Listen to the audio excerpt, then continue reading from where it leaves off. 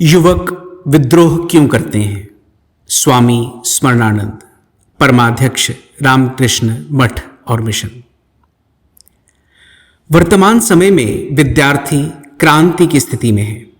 युवाओं में आजकल अज्ञात की खोज, अज्ञात को खोजने की प्रवृत्ति, वर्तमान सामाजिक, राजनैतिक, आर्थिक स्थिति के प्रति विक्षोभ विद्रोह का कारण है। विद्यार्थियों के इस विद्रोह की जो भर्त्सना करते हैं उनमें प्रायः ऐसे रूढ़िवादी हैं जिनमें समय के साथ परिवर्तन नहीं आया, जो विश्व के बदलते परिदृश्य के साथ तारतम्य स्थापित करने में असफल रहे हैं। वहीं इस सर्वविदित सत्य की पुनरावृत्ति उपयुक्त होगी कि मानव मन व्यष्टि और समष्टि दोनों के बिना परिवर्तन स्थिर नहीं हो सकता। ठीक ऐसे ही जैसे हमारे चारों ओर व्याप्त ब्रह्मांड निरंतर गतिशील है। पुरानी व्यवस्था परिवर्तित होकर नई चेतना का सृजन करती है। यह एक सत्य कथन है। परिवर्तन वांछनीय है अथवा नहीं, वह उत्थान की ओर ले जाने वाला है अथवा पतन की ओर, यह महत्वपूर्ण नहीं है। समस्या का व्यावहारिक समाधान तभी संभव है जब इस तथ्य को समझ बूझकर परिवर्तन किया जाए। अगर पुरानी व्यवस्था परिवर्तन को अवरुद्ध करने का प्रयास करेगी तो परिवर्तन कष्टकारी होगा, अन्यथा परिवर्तन सहजता से ही हो जाएगा। विद्यार्थी वर्तमान वस्तु स्थिति से असंतुष्ट है। वह उससे उन्मुक्त हो नए क्षितिज खोजना चाहता है, नए क्षितिज खोलना चाहता है। वह नए क्षितिज की ओर अग्रसर होना चाहता है। नई पीढ़ी की परिवर्तन की इस खोज की विशेषता उसकी सर्वभौमिकता, सर्वव्यापकता है। विद्यार्थियों का विक्षोभ किसी एक राष्ट्र तक सीमित एकाकी घटना नहीं है। यह विभिन्न शब्दों में भिन्न भिन्न रूपों में अभिव्यक्त हुआ है। जब तक उसे तानाशाही शासन द्वारा बलपूर्वक दमन न किया गया हो, ऐसा नहीं कहा जा सकता कि यह एक राजनैतिक अभिव्यक्ति है। राजनीति मनुष्य जीवन का एक आयाम है, परंतु वर्तमान परमाणु युग में शासन सर्वशक्तिशाली दैत्य का रूप धारण करते हुए मनुष्य जीवन के सभी आयामों को नियंत्रित करना चाहता है। अगर विद्यार्थी राजनीति में रुचि रखता है तो वह इसलिए कि वह राजनीति को एक ऐसे उपकरण के रूप में देखता है जिसमें इसके भविष्य को नियंत्रित करने की क्षमता है। यह ठीक इसी प्रकार है जैसे मनुष्य संपत्ति का अर्जन इसलिए करना चाहता है क्योंकि इसे वह अपनी अन्य कामनाओं की पूर्ति के साधन के रूप में देखता है। छात्र विद्रोह का एक पक्ष यह है कि समाज में समानता लाने में उसकी बढ़ती जागरूकता भी है। मनुष्य समानता एवं सार्वभौमिकता की खोज करता हुआ विकास के क्रम में बहुत अग्रसर हो चुका है, जो न केवल एक खोज वरन एकत्व के प्रति उसकी तीव्र इच्छा को परिलक्षित करता है। यह तीव्र इच्छा मध्यकालीन सामंतवादी जमींदारों के ठीक विपरीत है, जहां दूसरों के प्रति उपेक्षा की पराकाष्ठा थी। हम सामूहिक चिंतन के युग में हैं। हम लोग उन विचार तरंगों से अछूते नहीं रह सकते जो विश्व को एक नवीन आकार प्रदान कर रही है। संकुचित होते इस विश्व में यह अपरिहार्य है। मनुष्य अवश्य ही एक विचारशील प्राणी है, परंतु इस विचारशीलता का रचनात्मक क्रियान्वयन कुछ विरले लोगों में ही परिलक्षित होता है। परंतु जब कुछ लोग सकारात्मक शुभारंभ करते हैं तब अन्य लोग भी उसमें सम्मिलित होकर उनके विचारों को नवीन आयाम प्रदान करते हैं। किसी विद्रोही छात्र से यदि व्यक्तिगत रूप से उसके विद्रोह का कारण पूछा जाए तो संभव है कि वह उसका स्पष्ट व सटीक उत्तर देने में सक्षम न हो। वह केवल सामूहिक मांगों में अपनी आवाज जोड़ देता है, परंतु इसके बाद भी सामूहिक चिंतन में इतनी शक्ति होती है कि उसे अस्वीकार नहीं किया जा सकता। यह बुद्धिजीवियों एवं चिंतकों को गहराई में जाकर विद्रोह के कारण पर विश्लेषण करने को प्रेरित करती है। इस विद्रोह को बुरा मानकर उनकी आलोचना करना व्यर्थ है, क्योंकि केवल आलोचनाएं इस विद्रोह को रोकने में सक्षम नहीं हैं।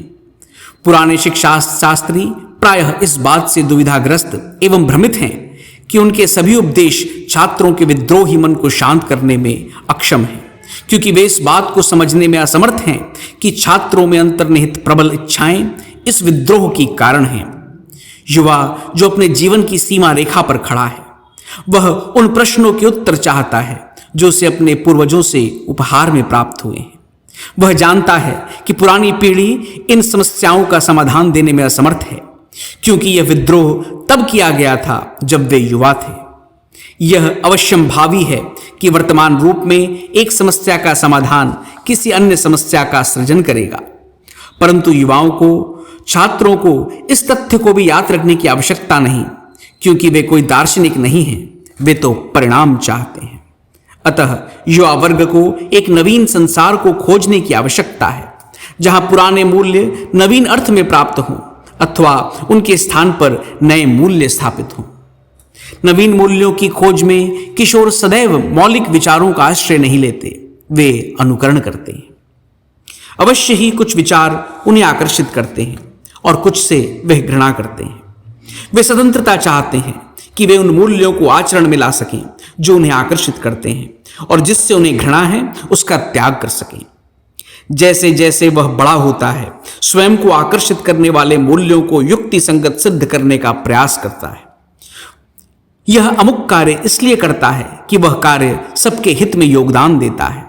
वह लगभग इसी तरह सोचता है और उसकी इस सोच को अनुचित कहना व्यर्थ है। वह उसके पक्ष में दृढ़ता से खड़ा रहेगा, क्योंकि वह उन मूल्यों का अनुसरण केवल इसलिए नहीं कर रहा कि ऐसा किसी अमुक व्यक्ति ने कहा है, वरन स्वतः स्वाधीन होकर उस निष्कर्ष पर पहुंचा है। उसे इस बात का विश्वास दिलाना कठिन है कि वह जीवन के विभिन्न पहलुओं से अवगत होने पर स्वतः अपनी विचारधारा परिवर्तित कर लेगा। यह संभव नहीं है, कदापि नहीं, क्योंकि उसकी धारणाएं, उसके विचार चिरकाल के लिए गठित हो चुके हैं। अपने निष्कर्षों के पक्ष में दृढ़तापूर्वक खड़े रहने का यह भाव उसकी नव अर्जित स्वतंत्रता से प्रस्फुटित होता है।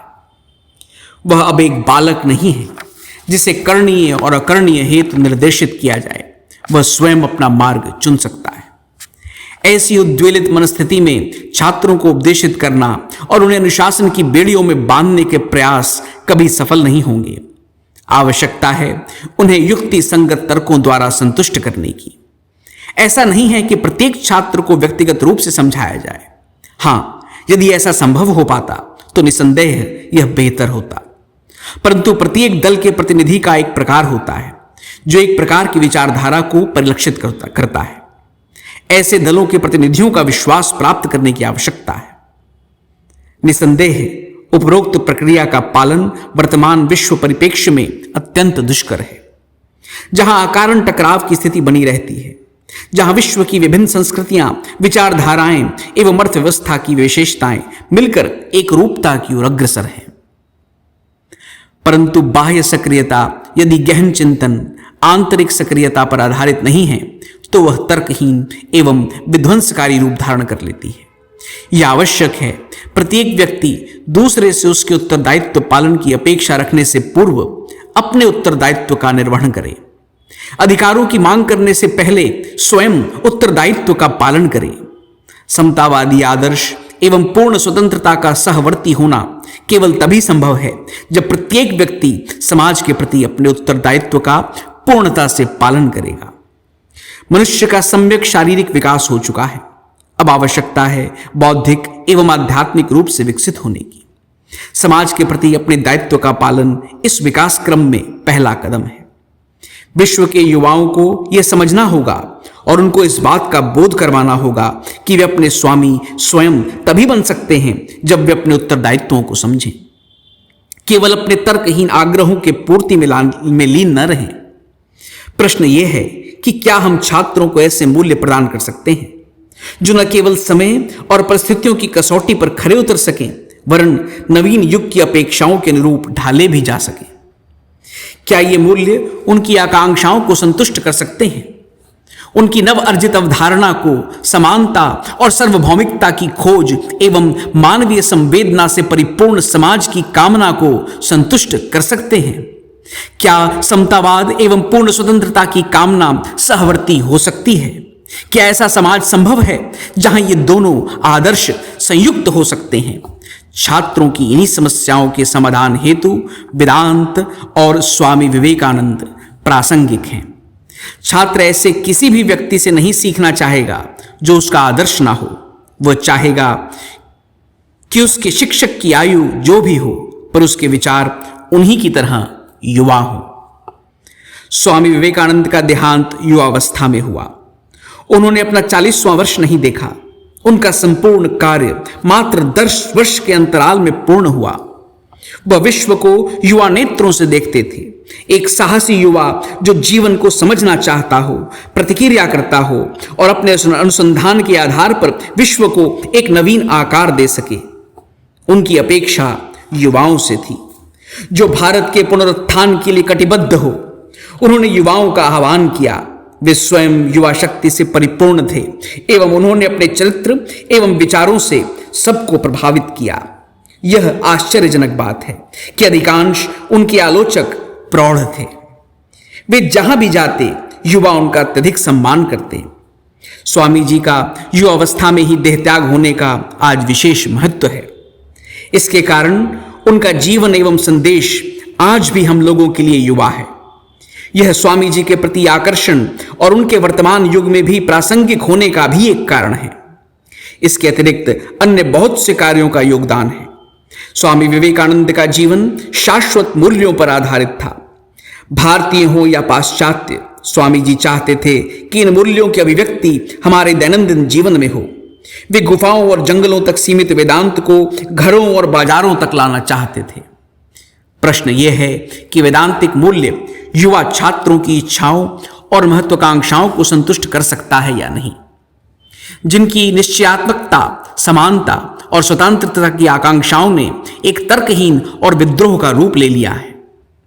क्रांति स्वयं में प्रशंसनीय नहीं है जब तक कि उसका ध्येय विकास नहीं है। यहां विकास केवल शाब्दिक अर्थ की संकुचित सीमा में नहीं, अपितु जीवन एवं विचार के हर क्षेत्र में क्रमिक विकास से है। स्वामी जी ने प्राचीन मूल्यों, आदर्शों को युवाओं के समक्ष रखा जो भविष्योन्मुख थे, एक ऐसे सांचे के रूप में जिसमें असंतोष एवं महत्वाकांक्षाओं को ढाला जा सके और यह मूल्य हर युग के लिए हितकारी एवं महत्वपूर्ण है। युवा वर्ग को भारत के पुनरुत्थान को स्वामी जी के आदर्शों के आलोक में देखना होगा। जो कुछ भी प्राचीन हो उसका प्रतिकार करना तथा उसे व्यर्थ समझकर नकार देने की हमारी प्रकृति को रोकना होगा, क्योंकि हमसे इतिहास को अलग करना ठीक वैसे ही संभव नहीं है जैसे अपने सिर को शरीर से अलग करना। प्राचीन मूल्यों को नए कार्यों और नई परिस्थितियों में प्रयोग करने हेतु नई दिशा देनी होगी। ऐतिहासिक तथ्यों को वैज्ञानिक दृष्टिकोण से देखने की आवश्यकता है। हम ही अपने भूत का परिणाम और अपने भविष्य के निर्माता हैं।